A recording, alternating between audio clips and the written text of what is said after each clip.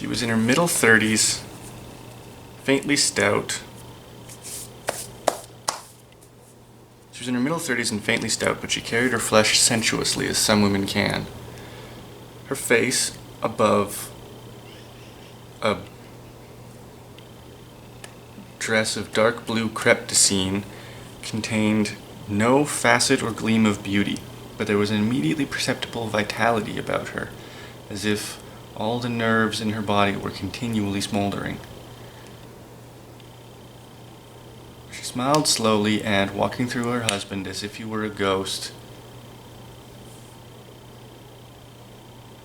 shook hands with Tom, looking him flush in the eye. She wet her lips and, in a low, coarse voice, said to her husband, "Get some chairs, why don't you, so somebody can sit down?" "Oh, sure," said Wilson hurriedly. "Oh, sure," said Wilson, and hurried off in the direction of the office doors, mingling immediately with the cement color of the walls.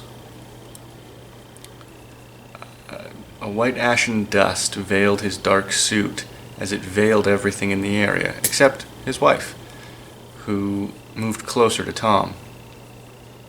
"I want to see you," he said. "Get on the next train." She nodded. "We'll meet you downstairs by the newsstand."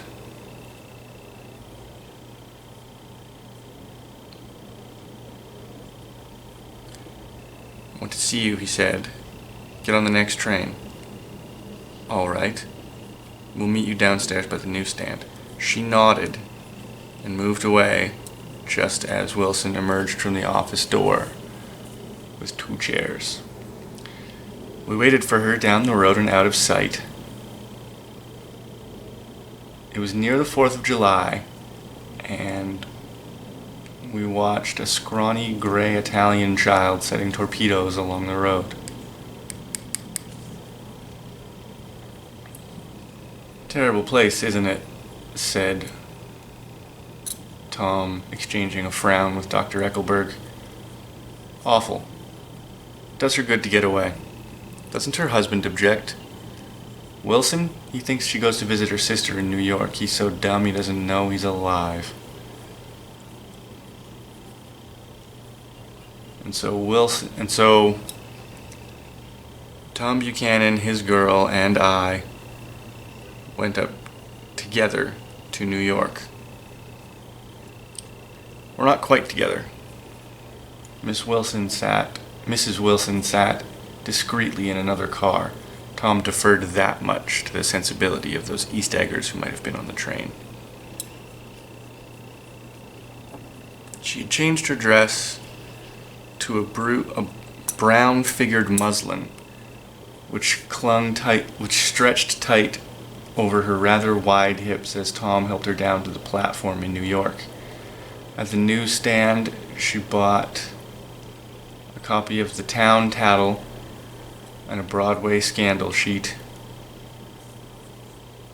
And at the station drugstore, she bought some cold cream and a small flask of perfume.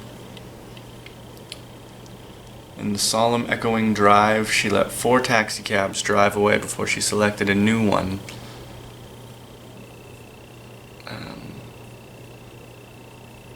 Gray in color with lavender upholstery. And in this, we slid out from the mass of the station into the glowing sunshine.